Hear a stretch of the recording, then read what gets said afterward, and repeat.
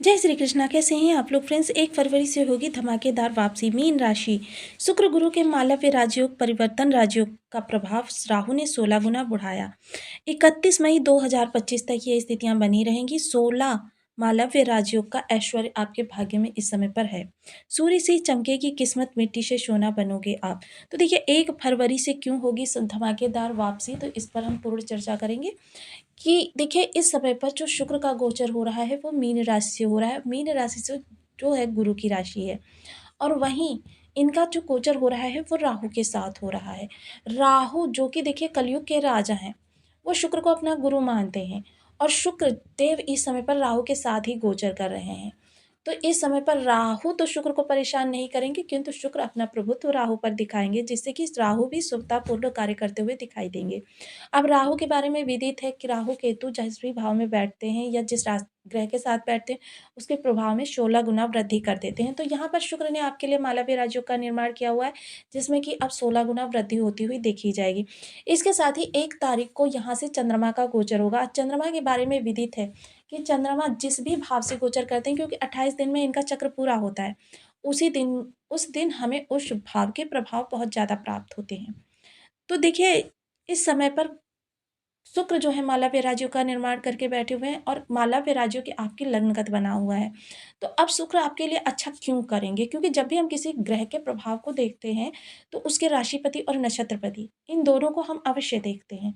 तो राशिपति इनके गुरु इनको क्यों अच्छा करेंगे, क्योंकि देखिए शुक्र के साथ ना तो उनकी मैत्री है और ना उनकी शत्रुता है। तो शुक्र को वो प्रभाव क्यों देंगे, क्योंकि गुरुदेव इस समय पर वृषभ राशि से गोचर कर रहे हैं, जो कि शुक्रदेव की ही राशि है। और शुक्र की राशि होने के कारण गुरुदेव के प्रभाव, क्योंकि अब शुक्र गुरु के घर को अच्छा करेंगे और गुरु शुक्र के घर को अच्छा करेंगे। अभी तक क्या था कि गुरु शुक्र के घर में बैठे हुए थे, अब सामान्य अवस्था में थे ये, क्योंकि यहाँ पर ना तो ये उच्च के होते हैं ना फिर ये नीच के होते हैं, किंतु ये अपने प्रभाव भी शुभ नहीं प्रदान कर पाते हैं, सामान्य प्रभाव ही प्रदान करते हैं, जिसके कारण से राहु की भी उदंडता बनी हुई थी। किंतु अब जब ये एक दूसरे के घर में बैठेंगे तो क्या होता है, मैं आपके घर में बैठी हूँ, आप मेरे घर में बैठे हैं, यदि आपने मेरे घर को क्षति पहुँचाई तो मैं आपके घर को क्षति पहुँचा दूँगी, सिंपल। तो ऐसा लॉजिक ये होता है कि मतलब बहुत ही अच्छा राजयोग बनता है परिवर्तन राजयोग। तो परिवर्तन राजयोग से ये दोनों ही ग्रह जो हैं बहुत अच्छे प्रभाव देते हुए दिखाई देंगे, आपके जीवन में खुशियाँ। शुक्र वैसे भी देखिए, क्योंकि देखिए धन देने की क्षमता जो है प्रत्येक ग्रह के पास है। सूर्य के पास आप राजसी क्षमा करें, आप शासन प्रशासन से धन प्राप्त कीजिए, चाहे सेवा करके कीजिए या फिर आप कॉन्ट्रैक्ट वगैरह लेकर कीजिए। मंगल का धन जो होता है, जमीन जो आपकी कृषि योग्य होती है, लैंड जो होता है। शनि का धन जो होता है वो आपका कारखाने के रूप में प्राप्त हो जाता है, माइनिंग के रूप में प्राप्त हो जाता है, और ऑयलिंग के रूप में प्राप्त हो जाता है कि आप इनसे धनार्जन कीजिए। गुरु का धन जो होता है आध्यात्म से, शिक्षण से, शिक्षा में आपको उतना ऊंचा बना देते हैं कि आप लोगों को उसका प्रदान कीजिए और उससे धनार्जन कीजिए। किंतु शुक्र का जो धन होता है, क्योंकि शुक्र कारक किन चीज़ों के होते हैं, शुक्र आप कारक होते हैं ऐश्वर्य के, कंफर्ट के, लग्जरी के। शुक्र कारक होते हैं आकर्षण के, कि देखिए किसी भी भीड़ में अनायास आप पहुँच जाएँ और लोग आपको मुड़-मुड़ कर देखने के लिए बाध्य हो जाएँ, समझ लीजिए कि आपके शुक्र बहुत अच्छे हैं।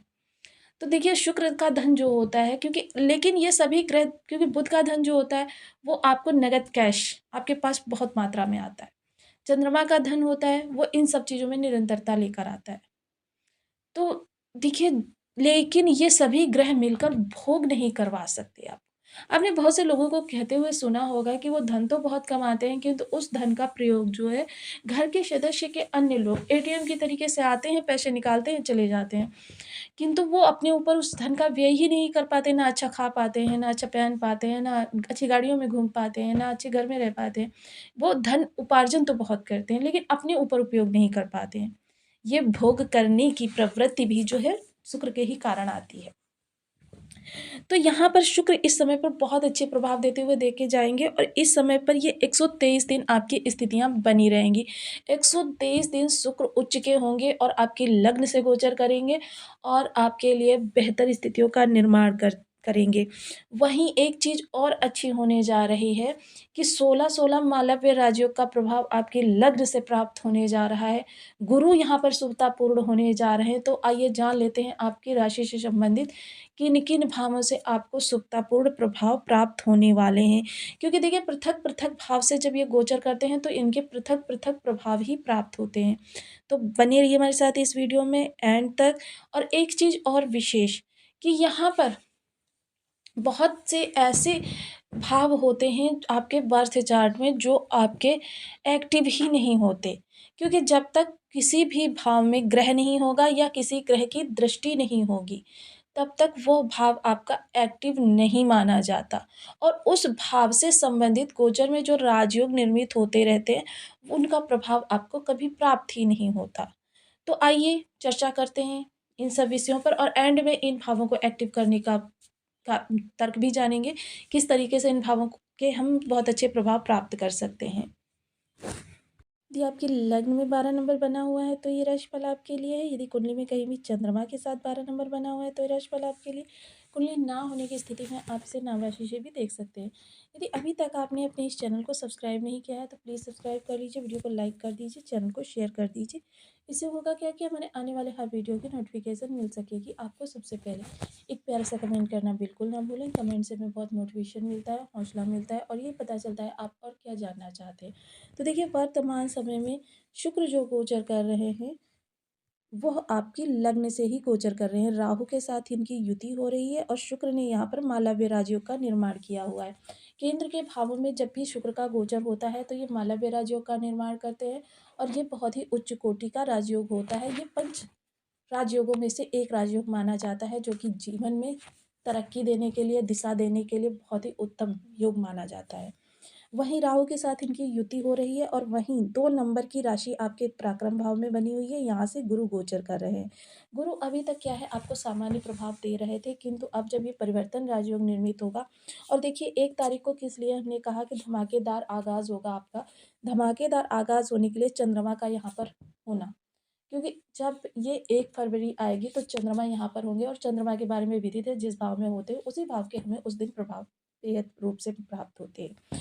तो देखिए यहाँ पर शुक्र का मालव्य राजयोग बनाकर बैठना आपका व्यक्तित्व बेहद शानदार, सुसभ्य, सुसंस्कृत और लोगों के आकर्षण का केंद्र बना हुआ होगा, क्योंकि शुक्र जो है आकर्षण के कारक होंगे। लोग आपसे सामने से बात करना पसंद करेंगे, लोग आपसे मिलने के लिए आतुर रहेंगे, आपकी प्रशंसा करेंगे, आपके स्टाइल की, आपके फैशन सेंस की इस समय पर चर्चा होती हुई दिखाई देगी। पंचम दृष्टि जब आपके ज्ञान भाव पर जाएगी तो यह समय क्रिएटिविटी से जुड़े हुए लोगों के लिए बहुत ही उत्तम है। ये इस समय पर जो लोग सोशल मीडिया पर क्रिएटिविटी वगैरह के कार्य कर रहे हैं या सोशल मीडिया पर वैसे कार्य कर रहे हैं, उन लोगों के लिए ये समय काल बहुत उत्तम है। इस समय पर उन्हें वायरल्स प्राप्त हो सकती हैं। वहीं संतान के लिए प्रयास कर रहे थे तो देखिए राहु का साथ है, तो इसलिए संतान प्राप्ति के लिए थोड़ा सा विराम दें। किंतु जिनकी संतान है, संतान की तरफ से वो बहुत ही अच्छे मतलब प्रसन्नचित्त रहने वाले हैं कि उनको संतान की तरफ से कोई समस्या नहीं उत्पन्न होने वाली। संतान आज्ञाकारी, अनुसारणी और आपके मन के मुताबिक कार्य करने वाली होगी। उदर विकार को लेकर देखिए, क्योंकि लग्ज़रियस जीवन जिएँगे, इस दौरान रेस्टोरेंट वगैरह में जाते हुए भी देखे जाएँगे, तो हो सकता है उदर विकार, क्योंकि राहु केतु गैस की समस्या उत्पन्न करते हैं, तो ये समस्याएँ आपके सामने आ सकती हैं। बाकी कुल मिलाकर कोई वैसी समस्या नहीं आएगी, पेट संबंधी समस्या हो सकती हैं। शेयर मार्केट से जुड़े हुए लोगों के लिए समय काल बेहद अनुकूल है। शेयर मार्केट में इन्वेस्ट कर सकते हैं, लेकिन इन्वेस्ट करने से पहले एक बार अपनी कुंडली का एनालिसिस करवा लें।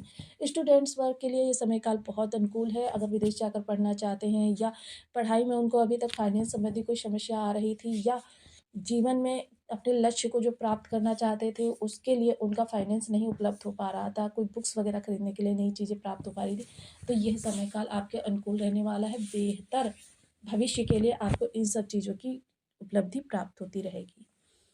गृहिणी वर्ग की चर्चा करें तो गृहिणी वर्ग भी इस समय पूर्ण कलात्मकता का परिचय देती हुई दिखाई देंगी। इस समय वो अपने घर के प्रत्येक सदस्य को एक सौहार्द के सूत्र में बांध कर रखेंगी। उनकी इस समय पर क्रिएटिविटी घर के लोगों को प्रसन्नता से भर देगी और उन्हें घर के लोगों से सराहना भी प्राप्त होती हुई दिखाई देगी। पिता या पुत्र या पति के द्वारा धन लाभ भी प्राप्त हो सकता है। सप्तम दृष्टि जब सप्तम हाउस पर जाएगी तो ये जीवन साथी का घर है। जीवन साथी इस दौरान काफ़ी प्रसन्नचित्त, प्रफुल्लित और आपके मन के अनुसार आचरण करने वाला होगा। जीवन में आपको बेहतर कल के लिए बहुत कुछ सुझाव देने वाला होगा। इस दौरान यदि जीवन साथी कार्यरत है तो उसके पद प्रमोशन के योग भी निर्मित हो रहे हैं। वहीं जो लोग भी डेली इनकम से जुड़े हुए हैं तो देखिए डेली इनकम वाले लोगों के लिए यह समय काल बेहतर रहने वाला है। कार्य क्षेत्र पर उन्हें किसी भी प्रकार की समस्या का सामना नहीं करना पड़ेगा। सौहार्दपूर्ण वातावरण मिलने वाला है। और यदि किसी अन्य कार्य के लिए प्रयासरत थे इससे बेहतर कार्य के लिए तो वह कार्य भी उन्हें प्राप्त हो जाएगा। व्यापार से जुड़े हुए लोगों के लिए देखिए जो लोग शुक्र से जुड़े हुए व्यापार कर रहे हैं जैसे फूड इंडस्ट्री से जुड़े हुए हैं, होटल मैनेजमेंट से जुड़े हुए हैं, लग्जरी चीज़ों के कारोबार से जुड़े हुए हैं या चमकीली चीज़ों का कारोबार करते हैं तो उन लोगों के लिए इस समय तो बहुत ही उत्तम रहने वाला है कि मतलब कह सकते हैं ना कीर्तिमान स्थापित हो सकते हैं। किंतु जो लोग सामान्य कारोबारी हैं, अन्य चीज़ों का कारोबार करते हैं उनके लिए भी यह समय लाभप्रद ही रहने वाला है। नवम दृष्टि जब भाग्य भाव पर जाएगी तो भाग्य का जलवा बुलंद होगा। भाग्य इस समय पर बढ़ चढ़कर आपके साथ होती हुई दिखाई देगी। ये कभी-कभी क्या होता है 99 पर ले जाकर कार्यों को इसलिए विराम देना पड़ता है कि कार्य जो है वो आपके अनुकूल नहीं होते या कार्यों में आपको सफलता नहीं प्राप्त होती। बस हो नहीं पाते बस एक छोटी-सी मिस्टेक के कारण। तो वो समस्या आप दूर होती हुई दिखाई देगी। इस समय पर जो भी कार्य आप करेंगे, प्रयासरत हैं, तो इस समय भाग्य का आपको भरपूर साथ प्राप्त होता हुआ दिखाई देगा। इस समय देखिए कार्य क्षेत्र पर भी पिता के यदि किसी प्रकार की विषम स्थिति बनी हुई थी तो वो दूर होगी। आपके कार्य क्षेत्र पर बॉस आपके अनुकूल नहीं थे तो ये चीज़ आपकी अब समाप्त होगी। बॉस आपके अनुकूल होंगे और आपके प्रेरणा स्रोत बनेंगे। पिता के स्वास्थ्य में किसी प्रकार की दिक्कत आ रही थी वो दूर होगी या पिता से आपकी किसी प्रकार की अनबन बनी हुई थी उसका समापन होगा। कुल मिलाकर कहें तो यह गोचर काल आपके लिए बहुत ही कहते हैं ना कि बेहतर कल की ओर ले जाने वाला होगा। समय आपके अनुकूल है। 123 दिन के लिए ये गोचर बन रहा है तो इसका पूर्ण रूपेण लाभ उठाएँ। ऐसे समय में जो लोग भी कहेंगे कि मतलब मुझे इस गोचर का लाभ नहीं प्राप्त हुआ तो फिर समझ लीजिए कि उनको इस ग्रह जो है बहुत खराब है। देखिए काफ़ी सारे लोगों के 9 ग्रह किसी न किसी रूप से विषम अवस्था में बैठे होते हैं। किन उपायों से उन्हें भी सही किया जा सकता है। किंतु एक चीज़ का ध्यान रखें, रत्न सिर्फ़ वही लोग धारण करें जिनके ग्रह शुभ हों। अन्यथा किसी भी तरीके से 1% भी यदि ग्रह अशुभ है तो रत्न धारण करने से उसकी अशुभता में और बढ़ोतरी होती है। जैसा कि हमने पूर्व में कहा था कि भाव को एक्टिव करना बहुत ज़रूरी होता है, ग्रह को एक्टिव करना बहुत ज़रूरी होता है। तो इसके लिए देखिए आपको मैं हमेशा सजेस्ट करती रहती हूँ कि आप निरंतर ग्रहों के उपाय करते रहें। निरंतर उपाय करने से क्या होता है यदि ग्रह विषम होता है तो उसमें शुभता आ जाती है और शुभ होता है तो उसमें बल आ जाता है। जैसे कि आपके पास 100 रुपए हैं तो 100 रुपए आप अपने कम्फ़र्ट के ऊपर ख़त्म करेंगे। 1 लाख रुपए हैं तो 1 लाख रुपए के अनुसार आप अपने कम्फ़र्ट पर ख़त्म करेंगे। तो देखिए यही ग्रहों के साथ होता है, जितना बल होता है उतना ही आपको प्रभाव प्राप्त होता है। तो शुक्र के लिए ओम सुन शुक्राय नमः और गुरु के लिए ओम ब्रह्म बृहस्पति नमः। इन बीज मंत्रों के जाप आप 1 माला, 2 माला, 5 माला, 7 माला, 11 माला का जप नियमित अपनी सुविधानुसार करना प्रारंभ करें। देखिए ये संख्या आप स्वयं निर्धारित कीजिए और जिस संख्या में 1 दिन कीजिए नियत आप उसी तरीके से रेगुलर करते रहिए। इसके साथ ही देखिए शुक्र के लिए शुक्र और गुरु दोनों के लिए 2 किलो आलू ले लीजिए गुरुवार के दिन, इनको हल्दी से पीला कर दीजिए। हल्दी से पीला करके शुक्रवार की प्रातः को उठिए और लाल गाय ढूँढिए। लाल गाय हो यदि आपके आस-पास तो बहुत ही उत्तम बात है। उसको खिलाइए, खिलाने का भी एक विधान होता है। दोनों हाथों में आलू लेकर जैसे अंजलि भरते हैं, उस प्रकार से आलू लेकर उसे खिलाइए। जब वो खाते-खाते आपकी हथेली को टच करेगी उसकी जीभ, तो ये खिलाना माना जाएगा। जब तक उसकी जीभ जो खुरदरापन आपकी हथेली को टच नहीं करेगा, तब तक आप उसके सामने पटक कर चले आइए। वो खाए कुछ भी आपको उसका प्रभाव नहीं प्राप्त होगा। तो आपको क्या है हथेली में लेकर उसे खिलाना है और खिलाने के बाद में उसकी पीठ पर जो ये उभरा हुआ भाग होता है, इसको कम से कम 5 मिनट सहलाना है। तब ये आपका उपाय पूर्ण होता है। इससे क्या होता है गुरु को भी बल मिलता है, शुक्र को भी बल मिलता है। शुक्र के लिए देखिए सुगंधित चीज़ों का सदैव प्रयोग करें और कटे-फटे जले कपड़े कभी ना पहने, प्रेस किए हुए साफ-सुथरे कपड़े पहने, साफ-सुथरे माहौल में रहें और 30 वर्ष से कम उम्र की मैरिड चीज़ें को शुक्र की चीज़ें यानी कि सुगंधित वस्तुएँ उपहार स्वरूप दें। इत्र की बोतल भी दे सकते हैं। गुरु के लिए केसर तिल का तिलक मस्तक कंठ जिह्वा पर करें, धर्मानुसार आचरण करें आपके लिए दोनों ही ग्रह शुभ प्रभाव देते हुए दिखाई देंगे। तो आपको वीडियो कैसी लगी मुझे कमेंट बॉक्स में ज़रूर बताएं। चैनल पर न्यू है तो प्लीज़ वीडियो को लाइक शेयर, चैनल को सब्सक्राइब करना बिल्कुल ना भूलें। मिलती हूँ नेक्स्ट वीडियो में, तब तक के लिए नमस्कार। अपना ध्यान रखें, स्वस्थ रहें, मस्त रहें।